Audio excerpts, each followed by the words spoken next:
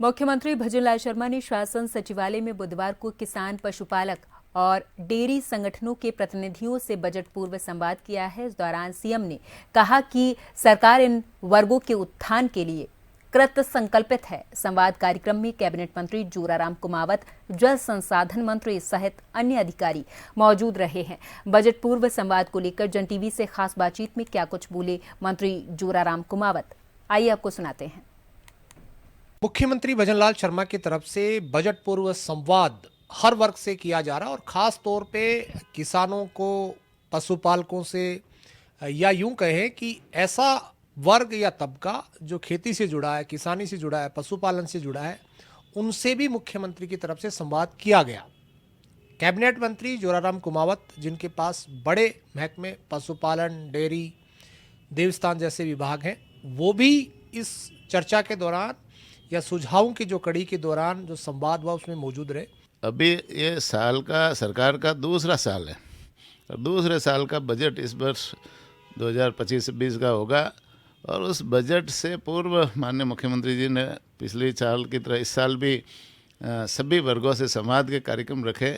आज किसान वर्ग, साथ ही साथ में पशुपालन वर्ग, डेयरी के पदाधिकारी, डेयरी के जनप्रतिनिधि और गोपालन से संबंध में जुड़े हुए सारे जो विषय थे, आज इस में संवाद के कार्यक्रम में उन सारे लोग आए। उन्होंने, मुख्यमंत्री जी ने उनसे संवाद भी किया, उन सभी से राय भी ली और राय लेकर के उनकी राय को सुना और सुन करके उनको आश्वस्त किया है कि हम आप लोगों की जो राय है उस राय के अनुरूप आने वाले समय में बजट में ज़्यादा से ज़्यादा आपकी राय को शामिल करेंगे और शामिल करके हम जनहित का एक बजट पेश करेंगे।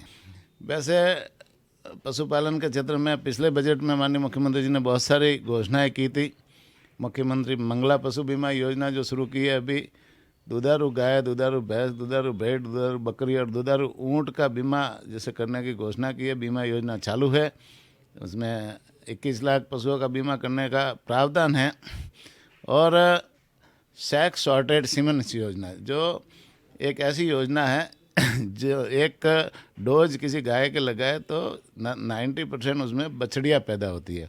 इससे जो नंदियों की संख्या बढ़ रही है वो थोड़ी कम होगी और उसमें 75% जो अनुदान है वो राज्य सरकार देती है। तो किसान को, पशुपालक को जो 1200 का डोज आता है वो 250-300 रुपये में मिलता है, तो उसका सीधा फायदा उसको, किसान को या पशुपालक को मिल रहा है। इसी तरह से गोपालक कार्ड किसानों और पशुपालकों के लिए किसान क्रेडिट के कार्ड की तरह गोपालक कार्ड कोऑपरेटिव सोसाइटी के माध्यम से बनाया जा रहा है, जिसमें 1 लाख तक का लोन बिना ब्याज से किसानों और पशुपालकों को मिलेगा, जिससे उसका फ़ायदा भी वो अपने पशुपालन के क्षेत्र में कर सकेंगे। इस तरह से किसानों की आय को बढ़ाने के लिए, किसानों की मजबूती के लिए, महिला सशक्तिकरण के लिए, युवाओं को रोजगार देने के लिए और गरीबों के उत्थान के लिए जो माननीय मुख्यमंत्री जी ने बहुत सारी योजना शुरू की है, हमारे विभाग में उनकी भी बहुत सारी योजना का लाभ है, इन सब वर्गों को मिल रहा है। मैं निश्चित रूप से आने वाले बजट में भी इसी तरह से माननीय मुख्यमंत्री इन वर्गों को मजबूत करने के लिए काम करेंगे। देखिए, निश्चित तौर पे हमारे साथ खास बातचीत के लिए कैबिनेट मंत्री जोराराम कुमावत जुड़े थे, जिनका साफ तौर पे कहना है कि अगला जो बजट आएगा 2025-26 उसमें निश्चित तौर पे मुख्यमंत्री की तरफ से हर वर्ग को सौगात जीत जाएगी। कैमरा पर्सन रामकिशन सैनी के साथ दशरथ शेखावत, जन टीवी न्यूज़, जयपुर।